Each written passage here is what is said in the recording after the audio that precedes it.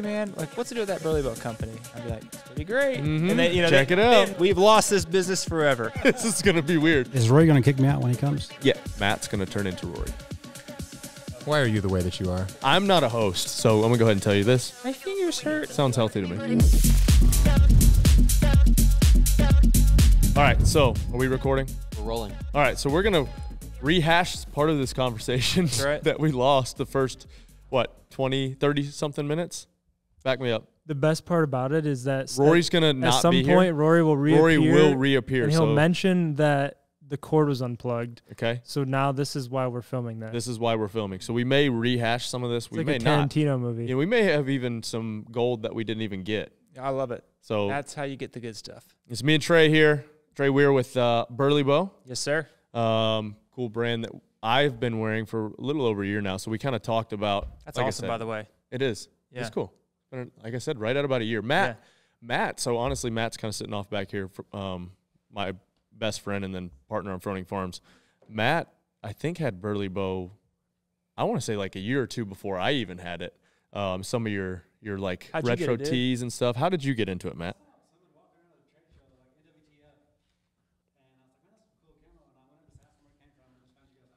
Love So it. Matt found him on NWTF because he doesn't have a mic. Matt, come over and sit over here because now you're going to be part of the podcast because this is state-run media and we run the show. But Matt basically found you guys at NWTF, so that's kind of a cool. Yeah. Like I said, I remember seeing Matt with some like these older. I want to say you had like a whitetail, one of the whitetail shirts had a whitetail on it and then had Burlebo on it. Yeah. So Matt, A couple of the graphic tees and yeah. So Matt's coming onto the show. I'm Come to not the coming show, up Matt. Come on. Yeah, this is like I said. We run the show here. We can do what we want. So we're gonna try to make it even more entertaining.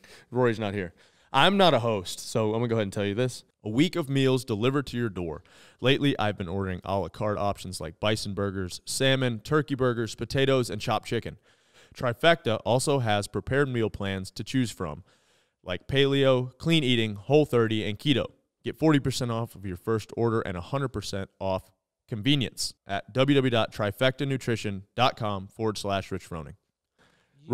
You're hosting great. Rory is the host, and so he kind of keeps the show on track. All I do, everything that I do at this company is to derail everything. So I have a limit usually of about an hour in meetings, and then I just start everything goes Just yelling to shit. random stuff. Yeah, really. That's really what happens. That Scott, it's pretty accurate, isn't it? And so, but yeah, no, we were kind of talking about how this all came to be, and this will be a good way to segue into, hey, look what Matt's wearing here. I know, dude. Yeah, so. I know he's rocking the good stuff. Thank you, brother. And so, like, yeah, I think it aligns well with, we've talked a lot about how it aligns with who we are as Froning Farms, who we are as Mayhem. You know, I started wearing Burlebo. I don't know, like I said, I saw him wearing some of the stuff. But I think it was some type of ad or something that really caught my eye. And then I ordered some of the long sleeves, and I think I ordered a couple of the graphic tees and a pair of shorts. I think I have the green-ish shorts of the athletic ones you have on.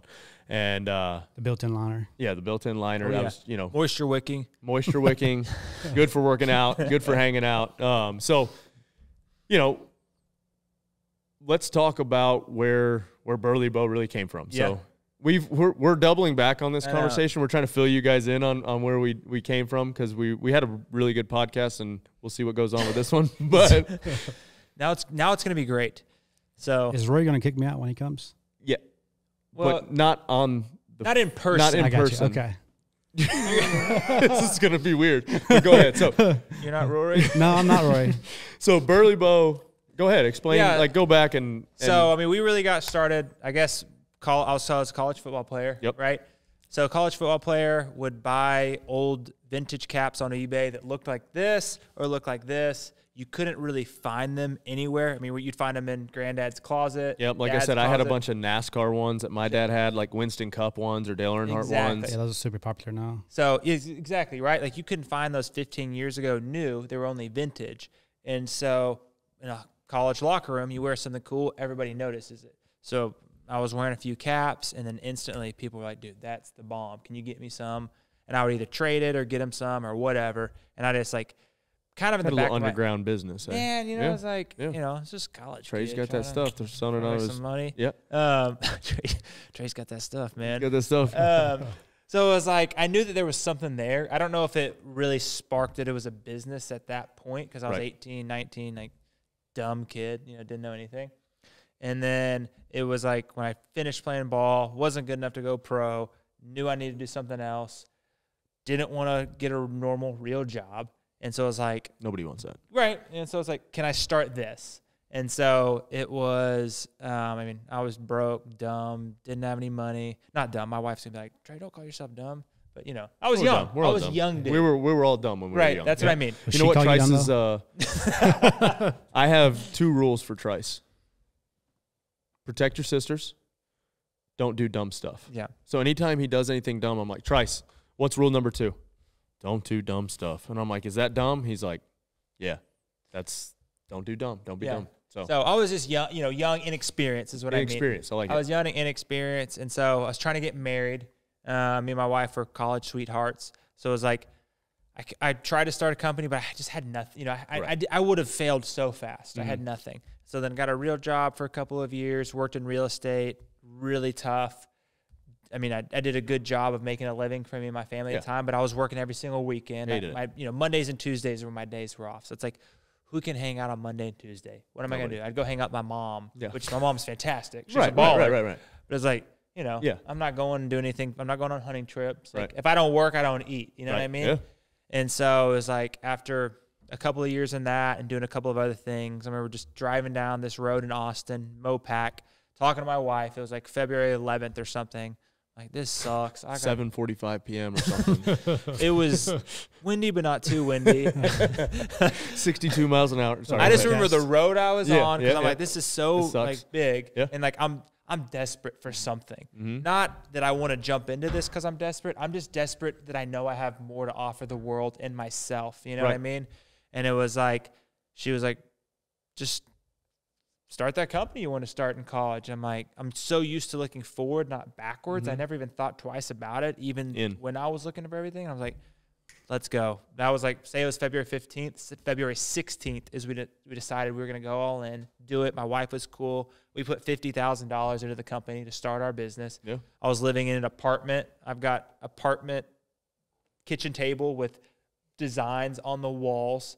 And it was like, we launched like 5 months later in August. You said Graphic Tees was basically. Yeah, so Graphic Tees is where we started. It was like, the full backstory is I would buy Comfort Colors T-shirts, just very basic tee, and then I would drive them to the screen printer. Same truck I have now, throw them in the back. I could fit like 14 boxes in the back and like 13 on the inside. So, I was loaded down. I had it down to like dude, I'd be driving and boxes would be on my center console here. Yep. I mean, I loaded it down. Pray to God nothing happens. Dude, pray to God it didn't rain. Yeah. I'm like, oh, please don't rain, dude. I got shirts in the back, And so I'd get to the screen printer, wait for him to get screen printed.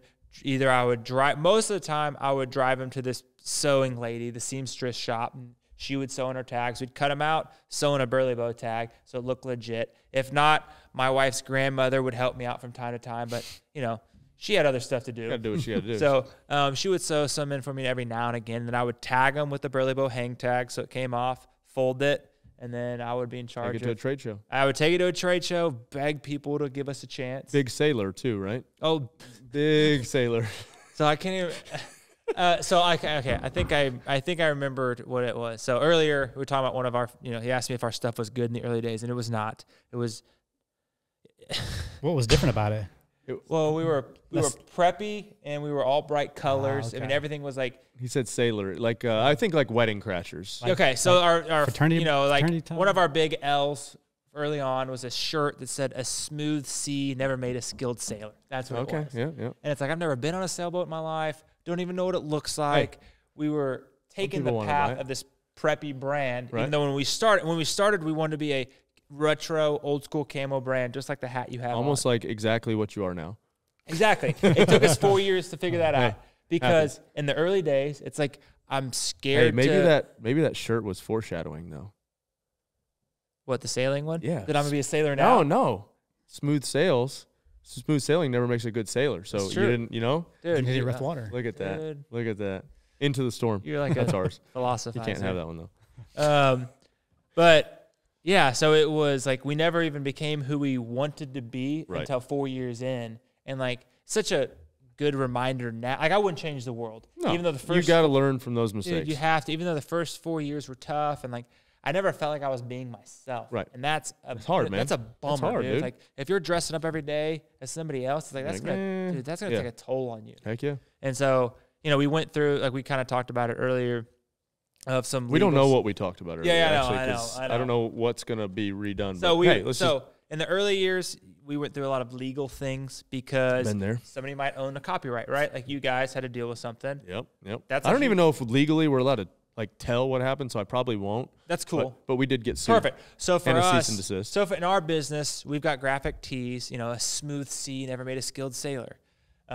Lake It Easy, a boat design. Well, somebody owns Lake It Easy. Don't do that. It's like a slap on the wrist. Don't do that. Yeah. Yep. So you get a letter. Yep. You're like, Think oh, you're going God, to the jail. lights are going to I'm turn going to off. jail. We've Yep. lost this business forever. So you'd get a lot of stuff like that in the early days. Yep. And it just kind of like, they become these calluses, right? Mm-hmm. That like in the early days, your hands are going to rip doing the pull-ups and stuff. And then eventually, you Figure it out. You figure it out. Like your hands get tougher, your skin gets tougher. And so for us, in those first 4 years, it was just all these learning pieces of like, if somebody gave us $1 million to start a business, we would have lost it. Yeah, absolutely. And it's like, I think that's where it's so cool to see businesses that build from the ground up. And it's like, I had so much skin in the game. It's like, I ain't got no choice but to win, Like, yes, of course, there were days where I'm like, should I really be doing this still? But it's like, most of the time, it's like, what's the next step? Mm-hmm. I don't want to lose. I've got a family. One of the most proud thing I am is building a business with my family. Like my kids would go to shows with me. I'd go set up and sell clothes to stores, and my daughter would be sleeping Right in there. the booth, or I'd be holding her or whatever. And it's like, I'm proud of that. Heck yeah. And I she's think going to remember that too. And I think a lot of businesses don't want anything to do with that. It's Right. like, we want to be so professional, no kids allowed. Like, it's the opposite of what we are. We're Right. so truthful of, we unload these trucks by hand. We ship everything out by hand. Like, we're actual people you're supporting. You know what I mean? And Yeah. like, to us, like, that's crazy important. I think, our kids are around all the time, and, a job that could take, 5 to 10 minutes usually takes about 45 minutes because Totally. the kids are An there. hour But I or would two. rather them be there. And we didn't talk about this before, but, for us, for the farm, we talked a lot from the Mayhem perspective, and that's kind of grown and evolved as it has. And we weren't exactly probably who we are now in the beginning because you didn't know what was going to be successful, and you were a little bit afraid to kind of put it out there. But with the farm, it's been like, hey, and from the beginning, we wanted our kids to be front and center. We wanted them to have something that they had to take care of. We had to do as a family. So for me, kind of full circle on all that was with Lakeland 2000. It was about 3 or 4 years ago.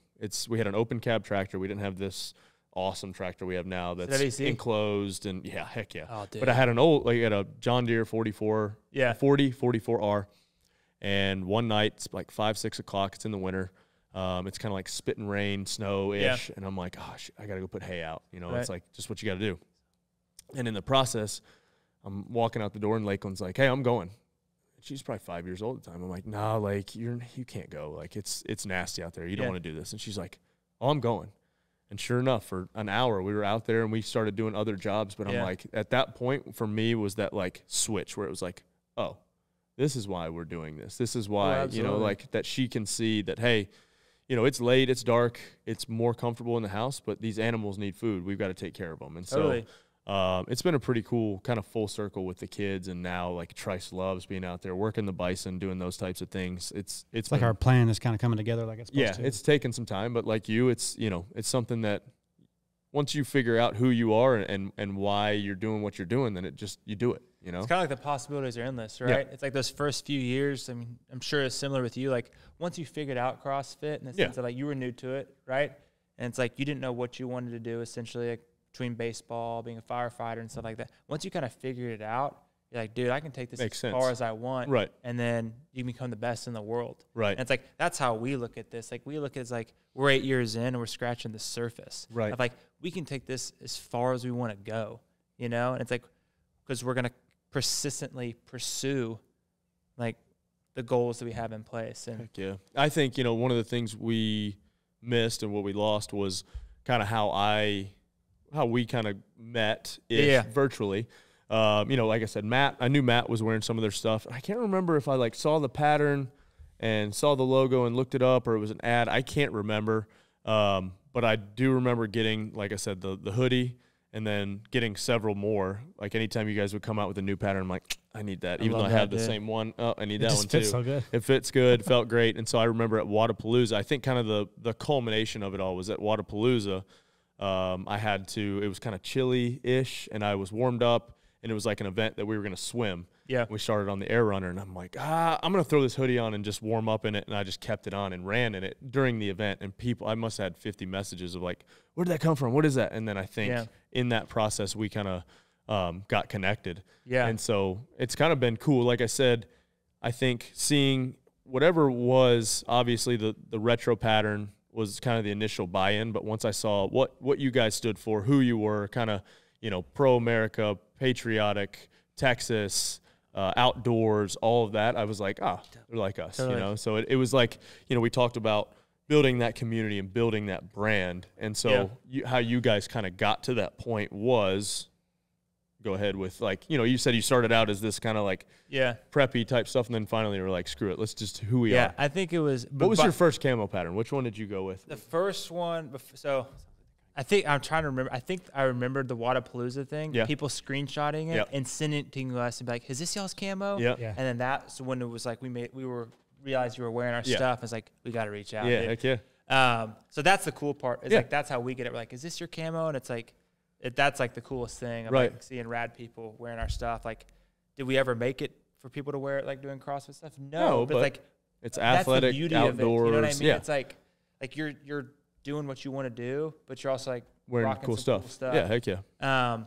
But it was trying to think for us, because you said earlier, and I think this was part that got clipped. It was like you started out as a T-shirt company, and then you knew like, hey, this is not. And everybody wants to get out of that grind. Absolutely, right? Yeah. Like T-shirts are fantastic. Yeah, but they're T-shirts. But almost anybody can make them, and it's like we want. And you always have to come up with new saying like for the T-shirt. Grind. Yeah, versus like if I can make a pair of shorts that everybody's going to continue to buy or whatever it is, then that's what you want. And so it was this like grind of knowing we want to get out of just T-shirts, but like the timing has to be right. Like we got to build some sort of customer base, like something. Because like if we just, you know, nobody's going to burlebo.com in 2015. Because, you know, like so few. So the only customers we're getting are meeting people like in person at events. And like that was the grind, you know, like flying to South Carolina, not getting any orders, thinking like, oh man, I just screwed away $4,000, and then knowing I got to do it again in like 3 days, you know, flying home, packing what orders I do have. Because if I don't pack these orders and they don't go out, I'm going to be in Dallas working, and it ain't going to happen. Right. So I literally remember sleepless nights of traveling, getting home at midnight, going to the warehouse till like 6 a.m., and then driving out the next day.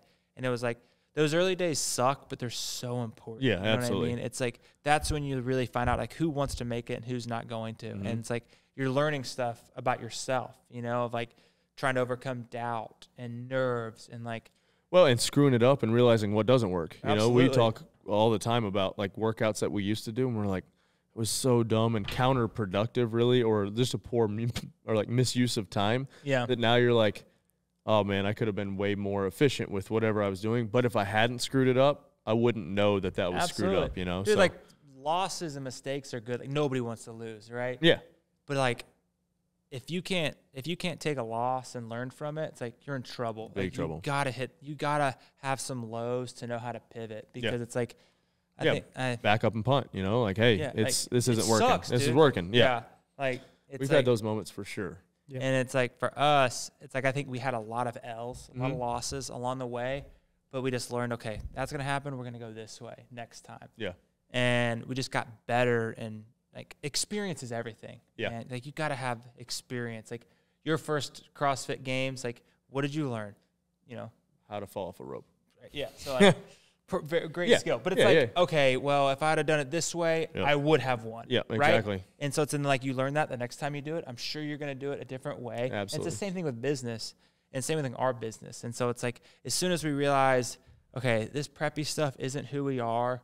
Like preppy stuff is great. I'm not dogging it. I'm dogging that we weren't living who we wanted to be. Your identity. Yeah, we wanted to make that cap in 2015. We didn't make Trey, that cap until 2019. Right. You know, it's like that's a long time to like really figure out who you are.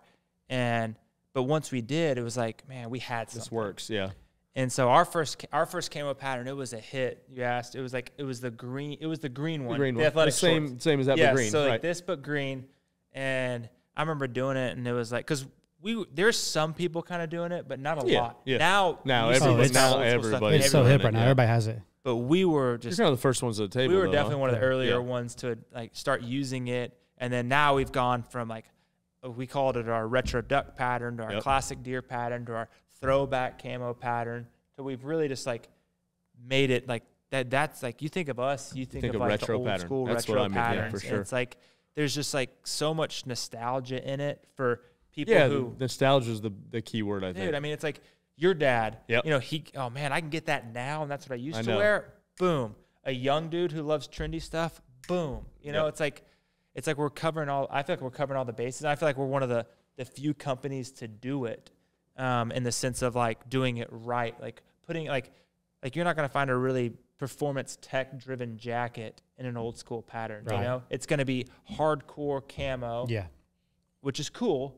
But it's not going to be, you know, what we offer. Right. And so, like, that's our thing is, like, we want to be casual with shorts and athletic shorts. Yeah, but you can bring that stuff, too. But we want to take it all the way home and be able to, you know, clothe you for an elk hunt. Right. So you know? Matt would be that, like, for me, it's the, you know, athleisure type stuff.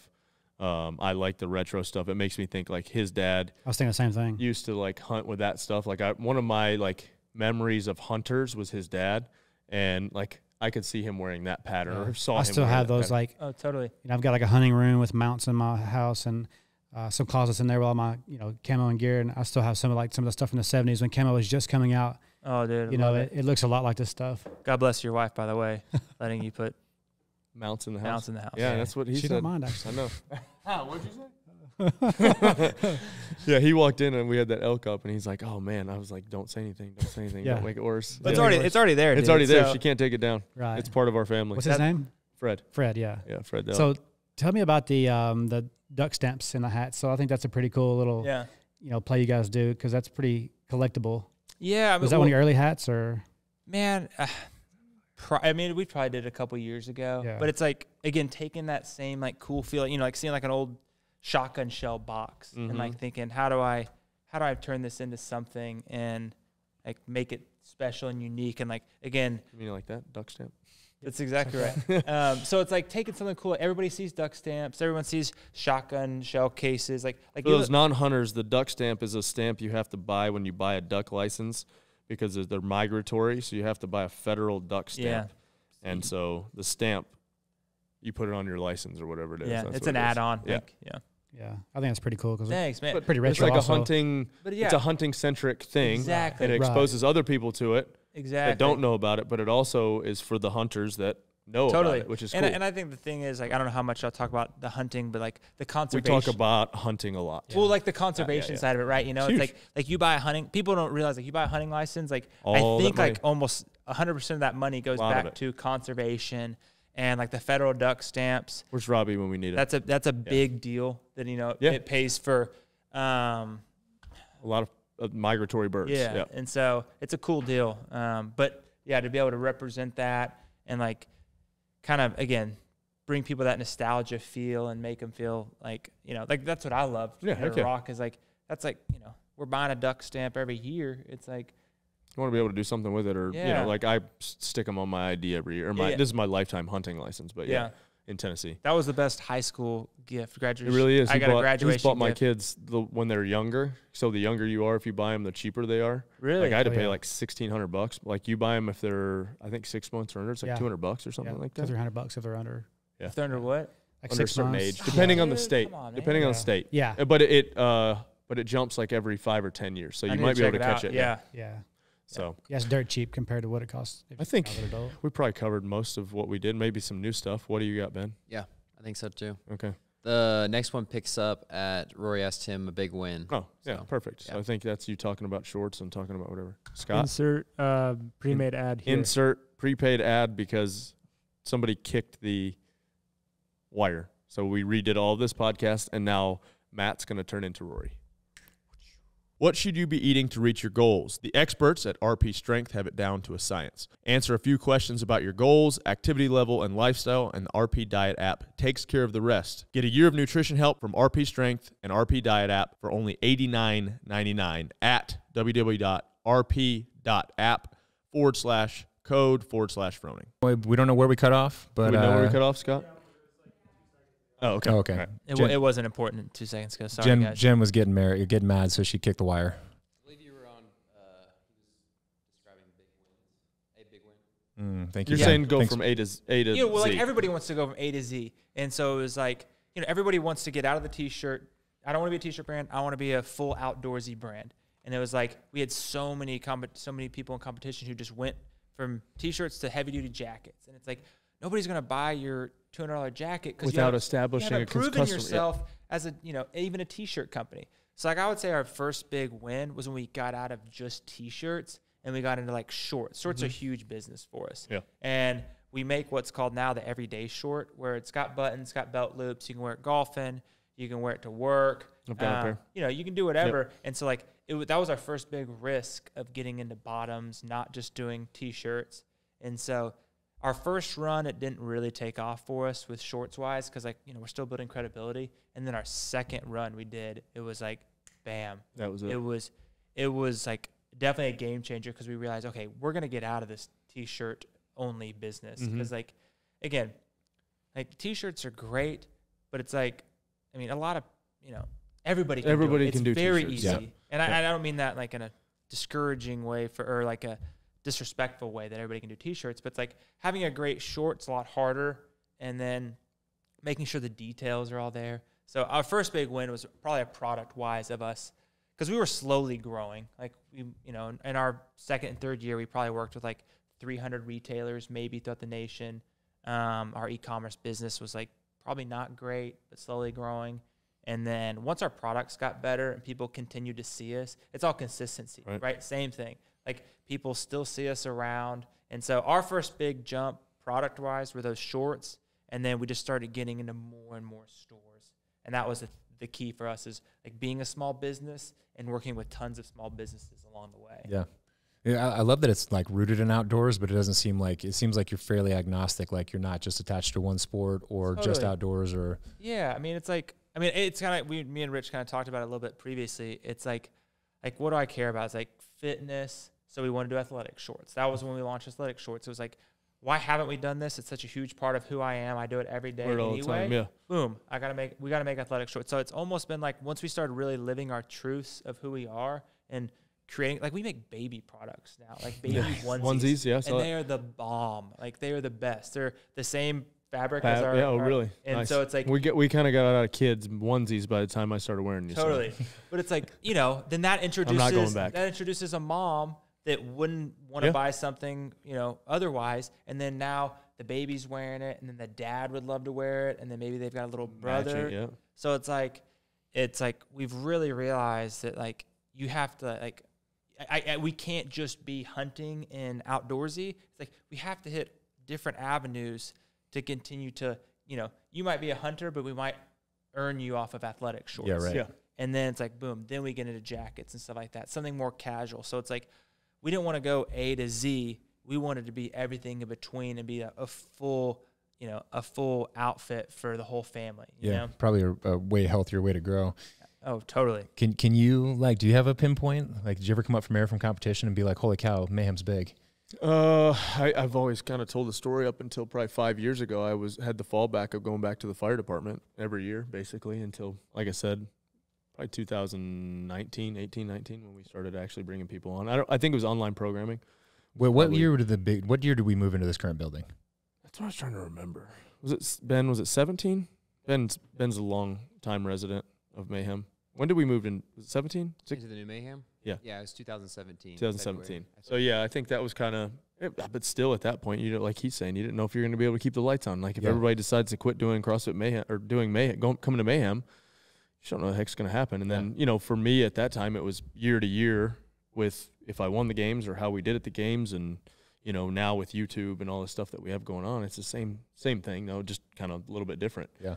Was you know, at first everybody thinks, oh, I can win. If I win the CrossFit Games, I'm set. No, I won it 4 times as an individual, and then I had to keep winning on a team just to stay relevant and stay in the, you know, in people's mind in a different way. And so really I competed for that long just to kind of be relevant. Yeah. And then you're like, oh, all right, we have all these other athletes. And when we started What's Rich Doing, which was kind of our first online programming, which was literally Jake would just upload what I did and people could buy it. And we started actually making some real money. I mean, we were making money before that, but not what we are currently. And so online programming and then apparel and all the stuff that we do, the T-shirts, we're just basically making T-shirts. But you still you still kind of keep that feeling though, like man, we got to keep on. I mean, yeah, we were talking earlier. It's like I'm thinking family wise, like keeping you guys have a job, but then I'm also like, what are my kids going to do down the road? I don't know if they'll ever take over the Mayhem banner or whatever if they wanted to down the road, but I want to be able to provide for them to where, you know, we can do stuff. But I also want them to have to learn hard work as well. So that's kind of what the farm is like something we can all do together, and they can realize, hey, it's like they have the ability to be, I'm going to say it, shitheads, because of what, like, I didn't grow up like they're going to grow up, but I'm going to try to make sure that they have a similar upbringing, you know, as I did. Like, nothing's going to be given, and it's going to be earned. And so that's kind of the idea. And so I'm not sure how to make that happen. Yeah. Other than, you know, just to take them along. They see a lot of it. My parents' leadership style was like, hey, I'm not going to make you do anything that I wouldn't do. Like, we did chores, but while we were out there doing chores, my parents weren't sitting in the house on TV, watching TV or anything like that. You know my parents. In any room, they're the 2 hardest working people you've ever met. And so that's just how I am. And I hope, you know, my kids are getting to the age where it's like chores are going to start happening. Like Lakeland's starting to get some chores. Trice yesterday, there's the dog ripped up a bunch of stuff in the yard, so I made him, and he was pissed. I'm hot. I don't care. Keep, you know, like, but I'm working at the same time. I'm not going to ask him to do something. And so it's like, that's been my leadership style always, is kind of don't ask anybody to do anything I wouldn't do. And so it sounds like same way for you. Dude, like, you're going to go. That's like the perfect 2 things you said. One is the word earned. We started using that in our house, like all the time. Like, my daughter wanted to come on this trip, and I was like, okay, earn it. Like, you got to get yourself dressed. You got to be able to do all these things. Like, I know you can do. Like, you're super capable. You're 5. Like, let's earn it, because, like, she's just expecting things to be given to them, you know. And it's like, that's what kids are. It's like they expect stuff. And the sad thing is, like, grown people expect the same thing. Same thing, like, dude, man. You didn't earn it, man. Like, and so it's like, you really got to, like, hone in your kids, like, letting them know, like, things don't just happen. They come earned, you know? And then leading by example. It's like the same, like, that's how I think in our business all the time. Is like, I remember a few months back, I was pulling orders with the guys. I used to pull a lot of orders. These guys will tell you I probably don't pull that many orders now. I just got other things going on. But I remember being in there pulling orders, and one of the guys like, man, it's like so cool to see you in here pulling orders. And I'm like, well, did I care about this company? Like, insane amounts. Like, of course I'm going to pull orders. Like, that's how our business survives. Like, we got to make customers happy. Like, if a store doesn't get this stuff by Friday, people can't shop Saturday and Sunday. It's like, we got to get this out. And it's like, I would never ask somebody to do something that I'm not willing to do. You know, it's like us working the weekends, or us working like the Sunday after Thanksgiving or something like that. It's like, it sucks, but it's like, that's just like kind of what we asked for, you know? Like, we want that. I want that responsibility. And so it's like, leading by example is so important. So few people want to do it. And I think so few people really don't do it a lot of times in business, and then that's when they, like, have, like, issues, you know, building company culture. Like, if you're just directing and not ever doing, it's like, dude, like, it's tough to follow. I mean, but here, but who do you want to follow? You want to follow somebody that's gonna be right there with you. How many people are in the organization now? So we're between like 23 to 25. Well, okay. So getting there. Yeah, so and that's been a big growth for us. So like year 1, just me. Year 2, just me. Maybe at the end of year 2, we started bringing some people on. Isaac, who's here with us today, he runs our HR and kind of like office manager. Toby.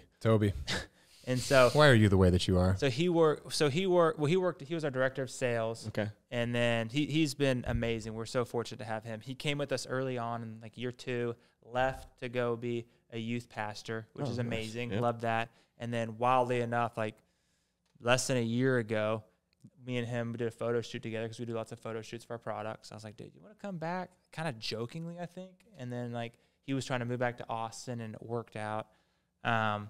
So I don't know. I can't remember the question. Yeah, well, how many? We started with how many employees, but that's a good explanation. But it's like, yeah, we just slowly built, and I would say it was like the last year we've probably doubled, I would say, with the amount of people we have now. That's awesome. So we were probably doing about 12 to 15 in year 7, and then year 8 we're probably about close to between 20 and 25. We have part-timers and stuff like that. Same with us. We're right around the same size as too, probably. And since you kind of like, you've learned by doing, you seem like a real passion-driven dude. Are you real analytical too? Like, are you the kind of guy who like reads books or has a mentor and you try and implement some of those strategies, or are you just kind of like doing what you think is best, like next best step? It's so tough because like I would love to learn from books and stuff. It's just that you got to read them. You know, it's like so annoying. Words, man. The only books that I read are presidential biographies. But I've only been listening, not reading. Yeah. So I listen to some books. I would love to listen to more. I kind of go through like waves where like. I don't think there's a right or wrong answer, by the way. There's no judgment here. Like your business is obviously very successful. I've only just started reading or listening. Listening. Let's say listening. I think it's good for like your health. I mean, I want to hear about how other people did it, right? Because I just don't have time for it. I've never had time for it. That's the thing. I don't have. I've got 3 kids, 5, 3, and 1. Get it, man. Very young. Yep. I think that's the most. I mean, if I just have to say one statement, like a thing I'm proud of, it's like besides my family. But it's like building this business with my family. Yeah. You know what I mean? Like I get it. We didn't stop. Like my kids went to shows. Yeah. My kids like were in like. I never bring my kids anything, so.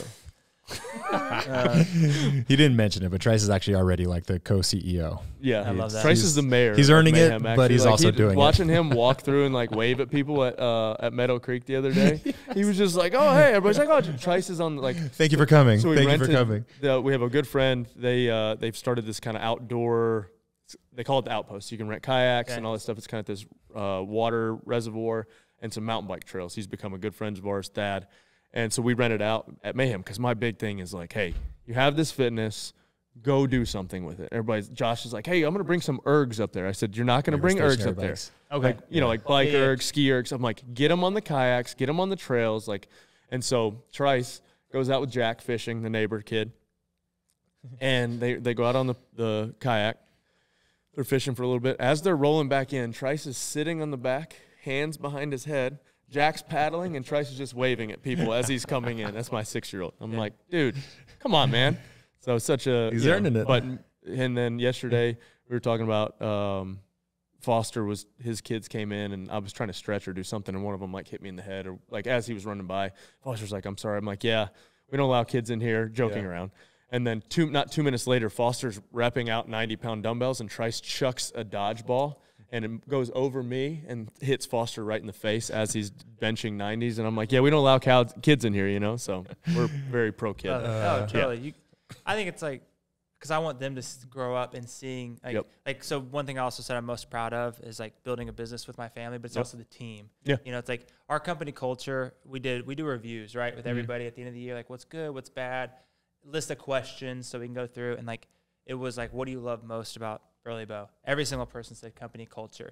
And it's like, I don't think I've ever felt a more proud moment like in business than the people loving working there, right? Because like we're trying to build something great, and you can't do it with people who don't love it, you know? Without a doubt. And it's like having that same feeling of company culture. My kids get to be around that. Like we get to build all of this together. Like our goal is to be Nike, Adidas. Like we want to be a company that you need anything, we got you. You have a high school, we can outfit it, you know? Cool. So it's like we just have big aspirations to like be the good guys in the industry, because it's like there's a lot of nonsense that goes on. I get it. Keep going and like unpack that. So 5-10 years, like what do you want it to look like? Yeah. So I mean, a common question I get is like, where are we going? And it's like, we've been so fortunate in the last like 2 years. We've been so fortunate. Our business has pretty much doubled every year since we've been in business. And it's like, if we've been like every day creates a new opportunity, but also like a new problem we have to solve, like customer experience or customer service. We never needed somebody for that for a long time. And now we have so many orders going out the door. Well, like there are going to be problems in all those orders. Somebody's got to fix it. It's like we got to create a customer experience team. And now we've added the media side of our team, Logan, who runs our socials. we started working with some big box accounts like Academy, Shields is another one. Just like some really great like big accounts. It's so exciting, but it's a How lot. do you grow? So it's like, so we have to add teams there. So, I'd say for the next like 5 to 10, I don't really have like a blueprint. It's just, number one, it's continuing to do what we do, like offering people like the same amazing service as if we were 10 people, right? And making sure like we never forget that. We always answer messages. So our business is about 50% like in stores, 50% online. And I'd say it's just continuing to grow that, like, gaining more, big box retailers so you can buy it anywhere. We're just now starting the process. Something I'm really proud of is we've just now started the process of outfitting some high schools. Yeah, that's cool. Very cool. I'm sure like with you, it's like when do you ever sit back and like your cup feels really full? It's tough. Like you're competing all the time. So it's it's like big win, right? Yeah. That big win is great, but don't celebrate it too long. You got to get another one. And then don't celebrate it again. You got to get another one. And it's just, if you celebrate too much, like you're never going to be the best because it's like you're just going to be, sitting. We always joke that even wins aren't even, you don't celebrate them, you're just relief, It's like, all right, on to the next one. Yeah, I'm laughing because we were talking the other day about, Rich did the Leadville mountain bike race. And I was like, oh, yeah, like when I did a half Ironman, like I just felt on fire for like a couple weeks, right? And the same for you? And he's like, no.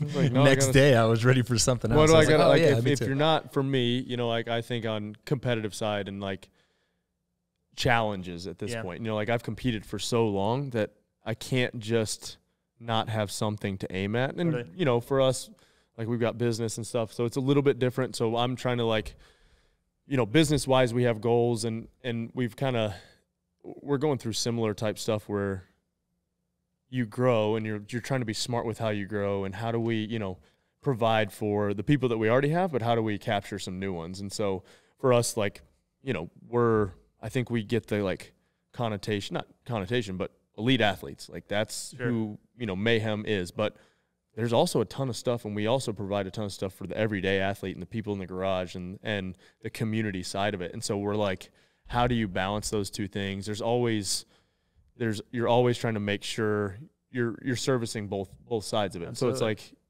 we're on a similar track and almost like identical paths as well. Is how do we bring people on, but also not disrupt the culture? How do we make sure that we are being who we're going to be? And I'm not a huge like goals guy. Like these guys, I just look at target versus like, I don't know, like there's challenges and, throughout the year, we have the games that obviously our elite athletes are training for, but it's kind of like, how do we bring in, that other side with the community side, the everyday 100%. Athlete side. So there's always something like you're saying, totally. There's not, you can celebrate small wins. And I think to keep people from burning out, you have to kind of celebrate that stuff, but I don't do that. So that's the hard part for me is to like make sure these guys know, because I was never, my parents, like I knew they loved me and, but nothing was ever celebrated, if that makes sense. It was more like, hey, good job, and just keep moving on. Totally. And I feel like at times with all of our team that I'm not, hey, good job, because it's almost like I feel like it's understood that you're doing a good job, but I don't.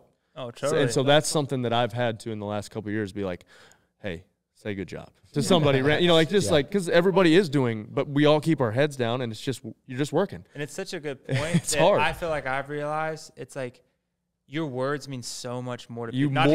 more than you think. I mean? Yeah. I'm the same way. And like, I've realized that because I'm super quiet. Like, my love language is talking trash or movie quotes. Like if love it, and but not even like mean trash, but just like, hey, we're on like a bro trip last weekend competing, and we're in Bryan College Station, and we're just like, and Rory's kind of like, oh, I'm gonna be the butt of the jokes all weekend, and you're kind of like, oh, maybe it was too much, like, yes, did we hurt his feelings, But that's just how it is. It's just the culture we have here, you know. That's why you always got to make sure you're just like not the worst athlete in the room. Bring somebody as your partner. No, I'm kidding. 2 is 1 and 1 is none. The Airwave Mayhem Hybrid Pack gives you 1 HIIT mouthpiece and 1 endurance mouthpiece in our traditional Mayhem blue, so you're covered no matter the sport. 1 innovative technology, 2 performance-driven designs. For podcast listeners only, get the Mayhem Hybrid Pack 15% off at www.airwave.com/Froning. Love it. But yeah, words, dude. Words. Dude, they mean so much. It's like, that's what I've realized. It's like I texted a dude that I'm not super close with, but we're friends. Yeah. And like I went hunting with him one time. Yep. He just got engaged. And I'm like, dude, I just got, like, that's what I've realized is people love, like, it makes people feel so special just reaching out, saying good job. Like, dude, you're killing it. Like, that's it. It's how much energy does that take? Like nothing. Like so little. And so I messaged this guy. He maybe got engaged like 4 days ago or something.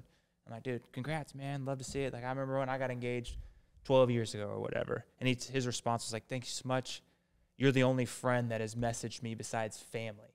Oh, I'm like, geez. dude, like that's great. And this is like a cool dude. Yeah, you don't realize so it's like man. He's got tons of bros and stuff like that. But it's like you just don't always hear it. And it's like, you know, what an exciting time. And like he's not hearing it from the homies. And it's like, whether it's that or just a person that's working next to you, it's like maybe they needed that, and now like their day is just so much better. They needed affirmation that like. Well, I mean, that goes all the way back even to like the kids conversation, but like for someone sounds like you, but definitely you also, it's like at that point, probably if you're giving praise, they know that they also did earn it. You know? Like for sure. Because you're not just going to be like, hey, great good job on sucking at your workout, or great job at sucking at your job. It's going to be like, hey man, that was legitimately a fantastic thing you did. Totally. Yeah. Which becomes more meaningful. Okay, so my last and probably maybe more important one is you talked to a little bit, but you're looking down the road. But even now, obviously, you're doing a collaboration. So, like, where does that fit in with the strategy? Because it sounds like you guys are pretty clear on who you are. Yeah. You must be pretty stringent in your decision-making process on who you want to partner with. Totally. Like, why do these kind of partnerships make sense? So, I mean, we've been so fortunate in the last couple of years that we gained more credibility, more, just more notoriety. Like we were walking through the airport and I had 3 people stop me like, you the Burlebo guy? Or, hey man, like what's to do with that Burlebo company? And I'd be like, it's pretty great. Check it out. They have no clue who I am. Right. It's so funny. Some guy was like, what do y'all think about that Burlebo company? I was like, what do you think? He's like, I keep getting hit by their ads. I'm like, you should probably get something. But then I give him a discount code. I'm like, dude, shoot me a DM. I'm going to hook you up. And it's like, I think that's a big difference with who we are and who other people are. But like, as far as like the partnerships and stuff like that, it's like, I think that's a big, like you kind of asked like where we're headed. Part of that is like strategic partnerships, of just working with cool people that we want to. Cause that's the nice thing about gaining more popularity is like, I'm sure you have a lot of people that reach out and it's like, some are good, some just like you can't do whatever. And like, we've kind of been in the same situations. Cause like we want to be able to collaborate with sunglass companies, make cool sunglasses and great athletes and great whatever. And so it's like being really strategic on that is super important to us because like we want people that really align with us, just like you do. It makes a world of difference because it's like, I mean, I look at it as like pretty much everybody that wears our brand like almost represents who we are because like that's the community, hardworking and like all of that kind of stuff. So I'd say, partnerships are like where like we're not a huge focus of ours, but in the sense of like it makes sense. It's something that we want to start doing more of, being able to like work with high level people, whether it's an athlete or a hunter. Or it doesn't really matter. Like we want to be able to sponsor more things. Like my buddy that ran the Leadville 100. Yeah. Like we sponsored him. Yeah. And it's like we want to be able to do that kind of stuff. Yeah. And we want to be able to give back, not just the sponsorship, we want to be able to give back. Well, it reaches a different community as well. For sure.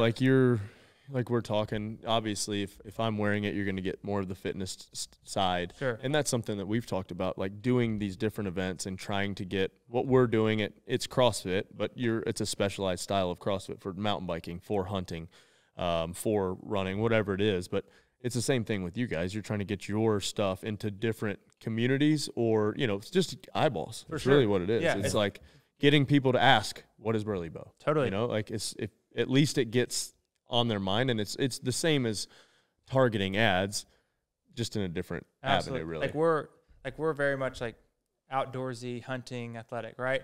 Well, we're also working with the local golf team. Like we just got that order today. Oh, nice. Heck yeah. And so it's like golfing's not really a huge part of what we do. No, but it would fit like any of the unpack, like even the polos, all the stuff. Yeah. So it's like, is that really our direct target? No, but it's like a beautiful like why not? Like alignment with what we're doing, Why not? So it's like continuing to like you're right. Like if you don't have to change who you are to bring on new customers and bring more people into your community, why not? That's That makes perfect sense. Exactly. Like we're gonna do running shorts so we can target more running people. There you go. Right. So it's like we're not gonna change anything about us. We're just gonna make Burlebo's just gonna have running shorts. Maybe they'll be camo, black, whatever.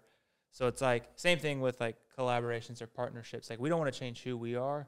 We just want to branch out and then have Rich on the fitness side. Maybe it's a basketball player, you know, or maybe it's something that has nothing to do with sports and athletics at all. Yeah. And so, just being great alignment in a way to magnify your brand. Absolutely. Yeah. And we want, and I think that's something really important to us is like we want to add value too. Right. You know, like that's you guys make great stuff. That's really important to us. And it's like we want to be able to have like a great media team to where we're able to showcase you and benefit you in ways that, you know, would be great. Right. And so it's like the same thing for anybody. It's like we don't want to just, and I don't want to just be the guy that makes stuff. Right. You know, like that's making product is fantastic, but it's like I want to be able to have good influence and help guide, you know, young men, young women, kids, and like just be a positive impact. Not just on, you know, partnerships, but you know, anybody we meet and along the way. Absolutely. One of the things I'm fired up about, I don't know if you guys, all that stuff that you sent is coming out all this fall, or some of it's like test stuff. Yeah. Can we talk about it? Can we at least talk about it? Confirmation. Oh, okay. Yeah. Dude, I thought you were telling me the microphone. He sent me some of this like techie kind of hunting stuff. Okay. You know, like for years I've been into Kuyu. This year we're going to hunt with Sitka. And so like he sent me some of the stuff that's coming out. It's pretty sweet. Nice. Yeah. So it'll be cool that like now you've kind of built this brand on athleisure. I think it pairs well with the more active hunter, you know? So I think that's kind of a good avenue to go down next because you've already got this good stuff. So why not, you know, as a hunter, what you need and what can be worn and what needs to be tested. So I've got some of the stuff and looking forward to. Yeah, the inspiration behind that was like it was the elk hunting trip I told you about in Utah. Yeah. And it was like, I'm having to wear like somebody else's jacket. And it's like, I'm so true to myself. Right. That like, I think I went to a black tie wedding, had to borrow a suit. That was the first time I wasn't head to toe in Burlebo in like years. Like I don't, because people would be like, don't you wear anything else? I'm like, bro. No, why would I? Like this is like everything I have, and like all my energy goes towards this. I wear all Mayhem or Froning Farms unless it's like Notre Dame, Detroit Lions, Detroit Tigers, or like, a wedding. They're like, do you feel like you're cheating on your brand? I'm like, yeah, I definitely would feel that way, bro. Like, and I don't want to be so like hardcore about it, but like, it's just the truth, man. Like every bit of my fiber and being is going towards this to be successful for our team, our customers, my family.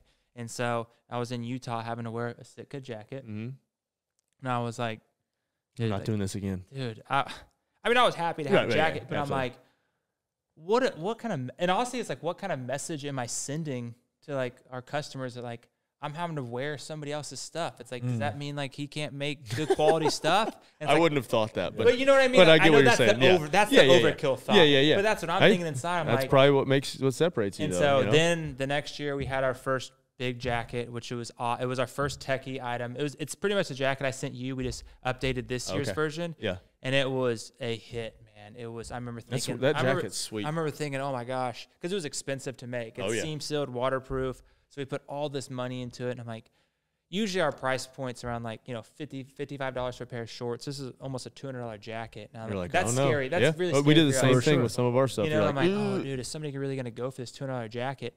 I think we literally sold out in 2 weeks. Nice. And it was phenomenal. And it's like, oh my, it was the best product we had made all year. Yeah. And I was like, okay, we got something here. Yep. And so it's like, again, inching forward. Like it sucked that we didn't have more to sell, but it really helped us prove a point that like we can compete against QU and some of those other ones. Yeah.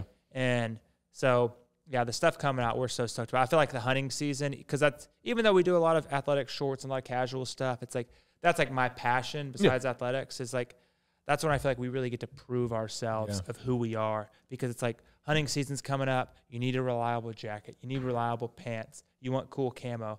So it's like, where you're going to get that, and like it's our time to really shine. Even though like you can wear, like I wear camo year round, but it's like in the fall, like it really matters, you know? Right. And so for us, I feel like it's like in my heart, I feel like, okay, from now till December is like when we're proving ourselves as a company, because people have the options. People are going to go get new jackets. People are going to get new pants, all that stuff. It's like, now is our time to really prove that like we can do it. And for a loyal fan, which I'm sure you have a tremendous amount, like I'm sure that it's amazing for them to see you up at like one at a time, one at a time, and then kind of come into that game. But we are speaking to mostly CrossFitters, so I guess you should probably explain like having to, pay the dues today in the gym with Rich. Yeah. Was that your first CrossFit experience? So I don't know if I told you. So I CrossFitted. So I was a college athlete, played college football. Again, it's horrible. But at the other UT. Yeah, at the other UT in Austin. At the UT. And, long snapper? Yeah, so I was a long snapper. I played like fullback and linebacker, but when you get to like kind of a higher level program like that, you kind of just have to pick one. And so I was just better at that. Yeah. And so it was like I was getting out of athletics, and so I needed to do something. There was a CrossFit gym. I think this was about the time that I'd seen Rich on TV. I can't remember it now, but I know that I'd been watching you and seeing it was just like, I feel like a CrossFit in the early days, it was like, what the hell is this? Yeah. Holy hell, these dudes are badass. It was a great mix. That's what it was. Yeah. It was like, it was such a shock, right? Because we weren't used to it. No. And I don't know how televised it was, but then it came on ESPN, TV, and you're like, wow, like this is insane. And so, that was really cool, like seeing that back then. And then it was like, man, I got to give this a try because I've always been really strong. And so found I found probably the best CrossFit gym in Austin. It's called CrossFit Central. I don't know if you've ever heard of it. They're great. Jeremy Thiel owns it. He's a good friend of mine. And so I started going there, loved it. Just loved the competing side. Right. I've always been like, I was telling somebody, I could play any sport. Right. I don't care. I just want to compete, hang out with the fellas in the locker room, and like, grind. Yep. Because like, when it sucks with your homies, it's not that bad. Right. It's always better with other people. Yep. And so started doing that, and then I ended up, because of my job, I told you I worked outside of Austin. I lived on the outskirts of Austin. I would drive into downtown to work at CrossFit Central, 30 minutes. And luckily I loved the competition so bad it kept me there. And then I have to drive back 30 minutes to my apartment and then drive an hour out to where I worked. Dang. So it just became too much. Right. I had to stop doing it.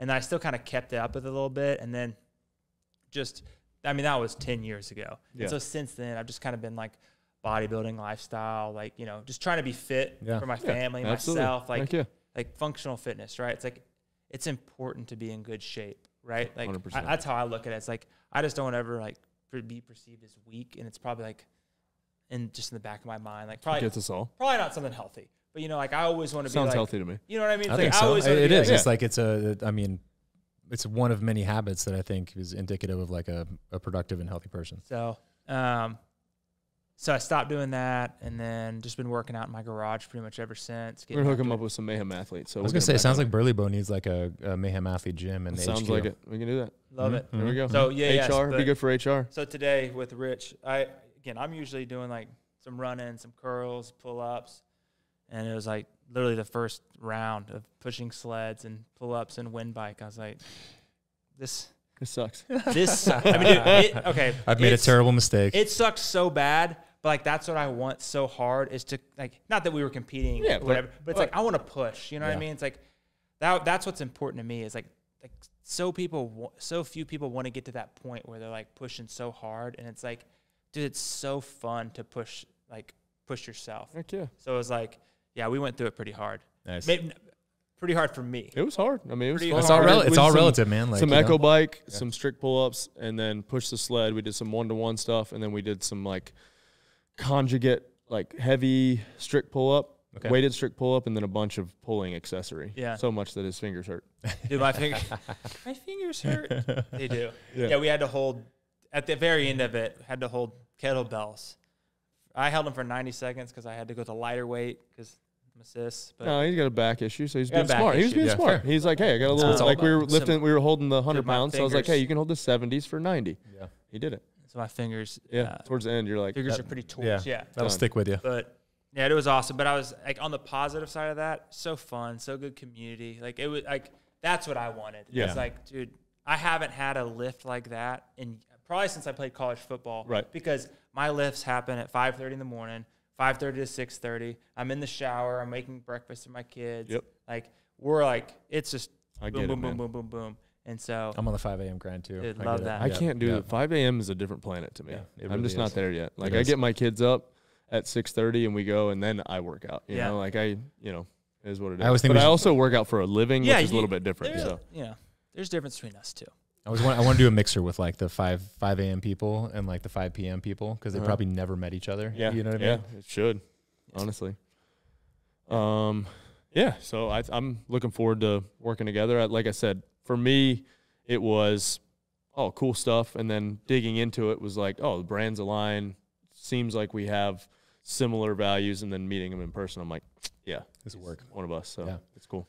So what's the stuff? Where can people get it? When's it dropping? There's a Froning Farms collab that starts, I think, first. We'll put it'll be an Instagram thing, post. That's what they're called on Instagram now. It's been 4 years since I've been on TikTok. there. So, a TikTok? There'll be a TikTok on Instagram. TikTok. So there'll be. We'll keep you guys in line. But it's Froning Farms is doing a collab, and then Mayhem's doing a collab as well. So Mayhem got jealous of Froning Farms. I think so. I don't know what happened there. Yeah, we're gonna have to got some lines crossed, but it was good. I think they're mostly different colors. I think there's maybe one of the same, but I remember taking that call in my garage. I think it was Matt. I think Okay. I talked to him first. I'm trying to remember. Matt or Kelly, honestly. Kelly. Yeah, I think it was Matt that I talked to first. I remember being in my garage.